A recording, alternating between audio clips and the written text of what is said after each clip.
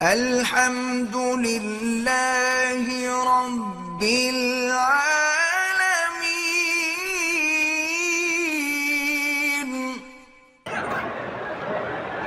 میں ایک مسجد میں امام ہوں، کسی نے مجھے جادو کی کوئی چیز پڑھ کے کھلا دی ہے کہ میں جب اللہ اکبر کہوں تو میری زبان بند ہو جاتی ہے۔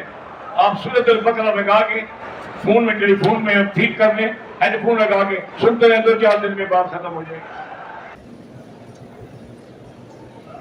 کہتے جی کہ ہندوستان سے ہجرت کرنا فرض ہے؟ نہیں، بالکل نہیں۔ کہتے کہ وہاں اسلامی قانون نافذ نہیں ہے، اسلامی قانون تو پاکستان میں بھی نافذ نہیں ہے، پھر کہاں سے ہجرت کرو گے؟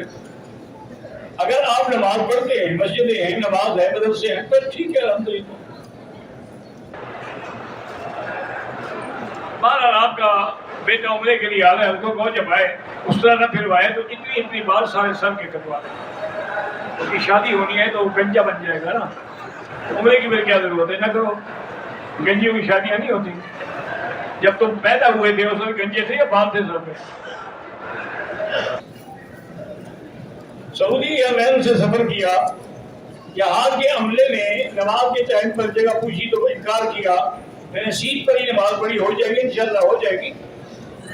ویسے میں یہ بات مانتا نہیں ہوں، اس لیے کہ سعودی ایئرلائن کے ہر جہاز میں باقاعدہ مسجد بنی ہوئی ہے، وہاں جا کے آپ جماعت سے نماز پڑھیں، تو کیسے منع کر سکتے ہیں؟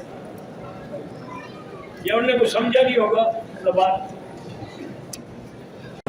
صدقہ فطر رمضان میں 15 یا 20 نہیں، عید سے 2 دن پہلے یا عید کی نماز سے پہلے بس۔ میں نے مدینہ منورہ سے احرام باندھا لیکن بد چپل پہنے رکھی، مکہ آیا تو پتہ لگا ہوتا آدھی بار صدقہ کر تو دم نہیں ہے انشاءاللہ۔ آج کل فلسطین میں ظلم پر بریت ہو رہی ہے، اسرائیل راکٹ برسا رہا ہے، ان کے گھروں کے گھر اجڑ رہے ہیں۔ دعا کرو اللہ ان مظلوموں کی مدد فرمائے اور اللہ مسلمانوں کو توفیق دے کے ان کی مدد کرے۔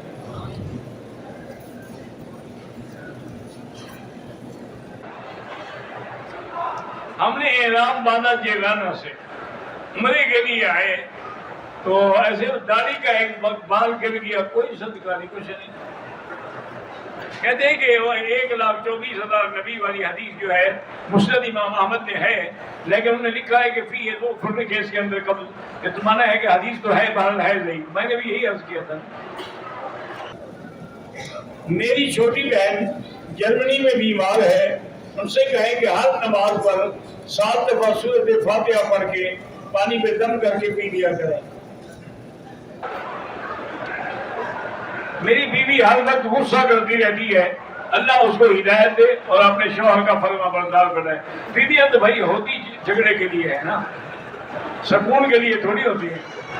وہ تو اللہ والی عورتیں ہوتی ہیں جو سکون پہنچاتی ہیں، جو صالحات ہوتی ہیں، طیبات ہوتی ہیں، مومنات ہوتی ہیں۔ ہماری تو آپ کی بیوی کو تو بس اللہ ہدایت دے۔ یہ تو مستقل ایک عذاب ہے دنیا میں بھی اور آخرت میں۔ میں نے عمرے کی نیت سے احرام باندھا اور تلبیہ بھی پڑھا لبیک اللہم لبیک، لیکن بیت اللہ کے طواف کی نیت بھول گیا۔ اللہ کے بندے جب عمرے کی نیت کر لی، ساری چیز تھا عمرے کے اندر یہ سب شامل ہے نا، طواف بھی، صفا بھی، حج سے۔